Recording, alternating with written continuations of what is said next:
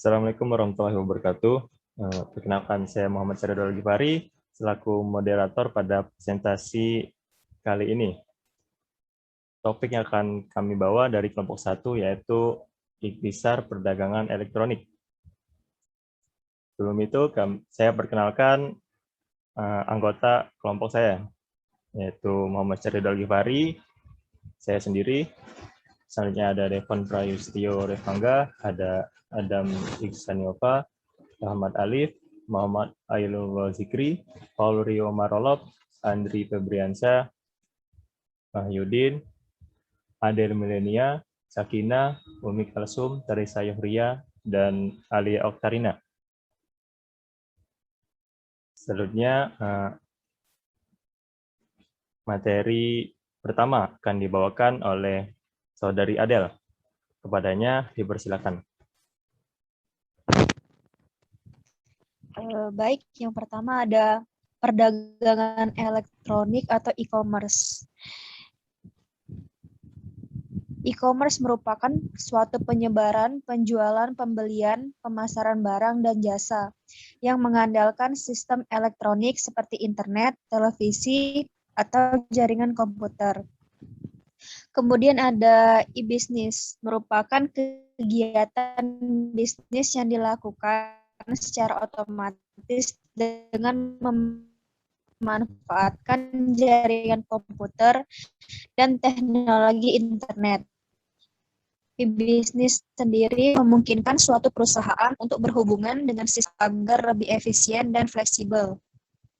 Kemudian ada 3 konsep utama e-commerce, yaitu adalah e-commerce murni versus parsial, yang kedua organisasi Komisi Eropa, dan yang ketiga adalah pasar dan jaringan elektronik. Baik, materi selanjutnya akan dipresentasikan oleh Saudara Devon. Baik, terima kasih ya. Saya akan melanjutkan materi. Saya akan membahas terkait dengan bidang perdagangan elektronik, di mana kita akan membahas topik terkait dengan pertumbuhan, isi atau konten, klasifikasi, dan juga sejarah singkat. Saya jelaskan secara definisi bahwasanya mengklasifikasikan e-commerce dapat membantu pemahaman bidang yang beragam ini. Secara general atau secara umum, jual beli secara elektronik dapat berupa business to consumer, B2C, atau business to business, B2B. Transaksi online dilakukan antara bisnis dan konsumen individu di B2C. Seperti saat seseorang ingin membeli kopi di store starbucks.com atau komputer di dell.com. Lalu ada B2B, di mana transaksi bisnis dilakukan secara online antar bisnis, seperti saat Dell sedang membeli suku cadang secara elektronik dari pemasoknya. Baik, selanjutnya materi akan dilanjutkan oleh Saudari Umi Kalsum. Disilakan. Baiklah, di sini saya akan menjelaskan materi tentang kerangka kerja untuk perdagangan elektronik. Definisinya adalah seperti yang ditunjukkan pada gambar, ada banyak aplikasi IC yang akan diilustrasikan di seluruh buku ini. Untuk menjalankan aplikasi tersebut, perusahaan memerlukan informasi, infrastruktur, dan layanan pendukung yang tepat. Menunjukkan bahwa aplikasi IC didukung oleh infrastruktur dan oleh 5 area pendukung berikut. Yang pertama itu people, yang kedua public policy, yang ketiga adalah marketing and advertisement, yang keempat support service, yang kelima business partnership. Baiklah, yang selanjutnya akan dijelaskan oleh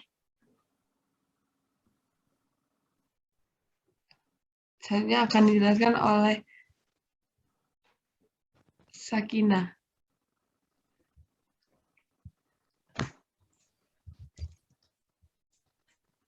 Baiklah, di sini saya Tarisa akan menjelaskan materi selanjutnya, yaitu klasifikasi ESI berdasarkan sifat transaksi dan hubungan antar peserta.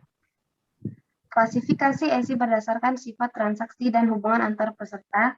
Yang pertama, business to business atau B2B. Yang kedua, business to consumer atau B2C. Yang ketiga, business to consumer atau B2B2C. Yang keempat, consumer to business atau B2B. Yang kelima, intra-business AC. Yang keenam, business to employer atau B2E. Yang ketujuh, consumer to consumer atau C2C. Kedelapan, collaborative commerce. 9, e-government. Baiklah, selanjutnya akan dibacakan oleh Saudara Rahmat. Kategori transaksi dalam FJB. Faktor utama kemajuan FJB adalah adanya benefit terhadap konsumen, adanya cara pandang baru, lingkungan dan kompetitor, kebutuhan sosial dan ekonomi masyarakat, bantuan dari pemerintah, keperluasan oleh perusahaan, kemajuan teknologi, keuntungan terhadap masyarakat, dan adanya keuntungan terhadap organisasi, serta evolusi. Selanjutnya akan dibacakan oleh Andri Kupiansyah.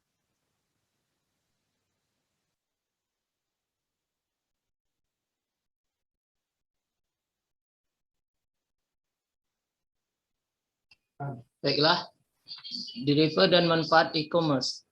Deliver of e-commerce. Definisi deliver e-commerce merupakan inti dari deliver pada elektronik komersi, sedangkan keuntungan dari e-commerce antara lain: 1. Kesempatan menjadi entrepreneurs elektronik e-commerce sebagai penyedia efisiensi, efektivitas, dan keunggulan yang kompetitif. Baiklah, selanjutnya akan dilanjutkan oleh Ainullah Jikri. E-commerce 2.0, from social commerce to virtual world. Konsumen baru ini memiliki dua ciri dan dua senjata. Ciri pertama yaitu knowledgeable, tahu mendalam informasi apapun mengenai produk dan layanan yang hendak dibeli. Ciri kedua, mereka terkoneksi atau socially connected dengan konsumen lain secara intens. Adapun e-commerce 2.0 yaitu social computing, web 2.0, social media, social network, and social network services. Selanjutnya dilanjutkan oleh Adam.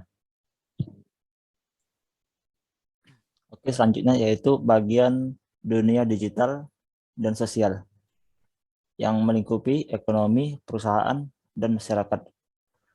Yang pertama ada ekonomi digital. Ekonomi digital adalah segala bentuk aktivitas ekonomi yang memanfaatkan bantuan teknologi informasi dan komunikasi. Hal ini termasuk kepada transaksi jual beli, marketing, dan lainnya yang dapat mempengaruhi perekonomian. Untuk contoh di Indonesia yaitu ada Gojek dan Grab pada bagian transportasi. Untuk bagian e-wallet yaitu ada Oppo, Dana, dan lainnya. Dan untuk e-commerce ada Bukalapak, Lazada, dan lainnya. Oke, untuk selanjutnya dampak pada sosial, yaitu menjadi landasan untuk melakukan pembangunan ekonomi inklusif sehingga usaha kecil dapat berkembang. Untuk perusahaan, yaitu pemberdayaan sumber daya manusia yang lebih baik. Hal ini diketahui dari mitra driver Gojek dan Grab yang merupakan penyandang disabilitas. Oke, selanjutnya yaitu akan dibacakan oleh Paul. Selanjutnya adalah tentang sosial. Sosial berarti menghubungkan jaringan pelanggan, mitra, dan karyawan menggunakan analitik untuk mendapatkan wawasan dari koneksi tersebut dan menggunakan wawasan tersebut untuk meningkatkan fungsi. Selanjutnya tentang digital revolution. Revolusi digital berdampak pada segala hal, mulai dari ekonomi, inovasi, pendidikan, hingga kesehatan dan gaya hidup. Teknologi digital secara fundamental akan mengubah model bisnis, institusi, dan masyarakat secara keseluruhan seiring dengan munculnya ekosistem baru. Selanjutnya itu adalah disruptive effect atau dampak yang dapat. Yang pertama, otomatisasi dan robotisasi sangat meningkatkan produktivitas. Namun, peningkatan laba terkait tidak tercermin dalam pendapatan dan lebih sedikit dalam kontribusi yang diberikan perusahaan kepada masyarakat. perlunya antisipasi efek dari AI dan robotisasi untuk transisi sosial agar memastikan bahwa setiap orang mendapat manfaat dari kemajuan. Selanjutnya, yang terakhir itu adalah AI akan mendapatkan tempat kerja, itu akan memungkinkan manajemen alur kerja yang lebih baik, meningkatkan produktivitas dan promosi berdasarkan, tapi juga akan memberikan manajer kendali luar biasa atas karyawan mereka. Selanjutnya itu adalah pelanggan sosial. Pada bagian pelanggan sosial ini akan memberikan dampak seperti menetapkan standar, di mana pelanggan tidak lagi membandingkan brand dengan pesaing, semua brand yang dikonsumsi, itu industri ataupun secara produk. Selanjutnya itu adalah toleransi pelanggan. Sosial media membuat pelanggan sekarang jauh lebih mudah untuk mengeluh tentang layanan yang buruk ataupun kualitas produk yang tidak sesuai. Dialog pelanggan antara sosial media dan forum pelanggan. Pelanggan memiliki kemampuan untuk membangun dan menghancurkan brand. Setelah itu loyalitas. Pelanggan menginginkan nilai uang dan tidak akan lagi hanya menerima produk dan layanan. Pada bagian selanjutnya itu adalah informasi. Pelanggan dapat mengakses informasi dan ulasan dalam hitungan detik dengan media yang semakin mudah diakses. Informasi memberi mereka cukup fakta untuk membuat keputusan pembelian suatu produk. Yang terakhir adalah komunikasi channel. Brand tidak memutuskan metode komunikasi mana yang paling baik digunakan oleh pelanggan. Selanjutnya saya kembalikan kepada. Oke, selanjutnya yaitu lingkungan bisnis yang berubah. Tanggapan organisasi dan dukungan isi dan TI. Untuk lingkungan bisnis yang berubah, lingkungan bisnis global dan kompetitif saat ini terus-menerus meminta inovasi. Basis pengetahuan yang ada semakin usang, terus berkembang untuk kemajuan dalam perbaikan proses. Kurva pembelajaran selalu diuji, dan setiap perusahaan berusaha untuk tetap berada di depan kurva. Karena perubahan dalam cara menjalankan bisnis, ini telah membuang realitas baru yang semakin memperpendek siklus hidup produk dan layanan. Terus selanjutnya yaitu adalah bagian-bagian dari lingkungan bisnis yang berubah, yaitu ada kinerja, tekanan bisnis, dan tanggapan organisasi, serta ada e-commerce. Yang pertama yaitu tekanan bisnis. Tekanan bisnis terdiri dari beberapa bagian. Yang pertama yaitu tekanan pasar. Tekanan pasar meliputi ekonomi global dan persaingan yang kuat. Selanjutnya, sifat tenaga kerja yang berubah. Lalu, kekuatan penuh pelanggan. Selain tekanan pasar, ada juga tekanan teknologi yang melingkupi inovasi teknologi dan usang, dan informasi yang berlebihan. Lalu ada tekanan masyarakat, politik, atau hukum tekanan yang meliputi tanggung jawab sosial, kepatuhan terhadap peraturan pemerintah dan deregulasi, dan perlindungan terhadap teroris.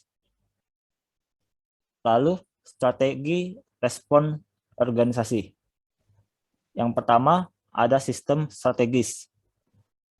Selanjutnya ada fokus pelanggan, dan yang terakhir make to order dan kustomisasi massal. Dan untuk bagian terakhir yaitu kemampuan utama e-commerce. Melakukan bisnis secara elektronik merupakan strategi penting bagi perusahaan bersaing dalam lingkungan bisnis saat ini. Telah digambarkan tekanan yang mempengaruhi perusahaan dalam lingkungan bisnis saat ini dan tanggapan yang organisasi lakukan untuk mengelola tekanan. Untuk merencanakan tanggapan yang paling efektif, perusahaan merumuskan strategi. Dalam ekonomi digital baru, strategi ini sangat bergantung pada teknologi informasi, khususnya sistem informasi strategis. Oke, untuk bagian selanjutnya yaitu akan dibacakan oleh Mahyudin. Oke, selanjutnya ada bisnis e-commerce. Terdapat 4 model bisnis e-commerce. Yang pertama, business to business atau B2B, business to consumer atau B2C, business to government atau B2G, dan business to consumer B2B2C. Dan bagaimana memilih model bisnis e-commerce? Yang pertama kita harus memahami pelanggan. Dan yang kedua kita harus memahami proposisi nilai atau manfaat produk kita. Dan yang terakhir kita harus menjual produk dengan cara yang benar. Selanjutnya akan dilanjutkan oleh Sakinah.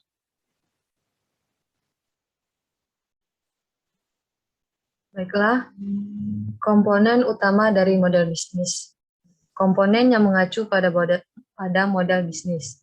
Yang pertama ada modal pendapatan, peluang pasar, kedua tim manajemen strategi, ketiga kelangsungan keuangan dan organisasi, 4 sumber daya yang tersedia, 5 mitra bisnis rantai pasokan, 6 kekuatan kelemahan analisis, 7 persaingan industri keuangan kompetitif, 8 produk pelayanan yang ditawarkan, 9 pelanggan, dan yang terakhir produk layanan yang ditawarkan.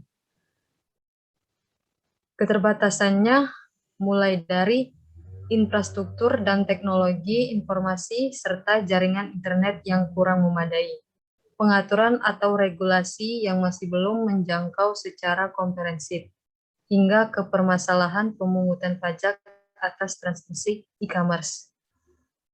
Masa depan e-commerce saat ini terus tumbuh signifikan tiap tahunnya.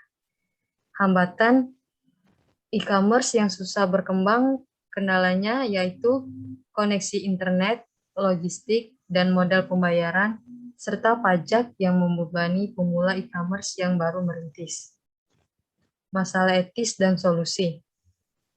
Yang pertama, ada masalah teknis. Solusinya perlu diadakan suatu program software dan piranti lunak lainnya yang mendukung terciptanya transaksi e-commerce yang aman, efektif, efisien demi mendorong munculnya kepercayaan diri bagi para pelaku bisnis dan konsumen. Yang kedua ada masalah hukum. Perlu diciptakan sebuah lingkungan hukum untuk terwujudnya suatu kepastian hukum. Baiklah, saya kembalikan kepada moderator.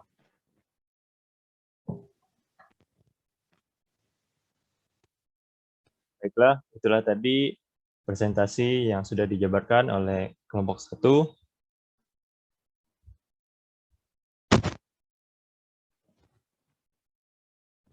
Apabila ada salah kata, kepada Allah saya memohon ampun. Wabillahi taufiq wal hidayah. Wassalamualaikum warahmatullahi wabarakatuh.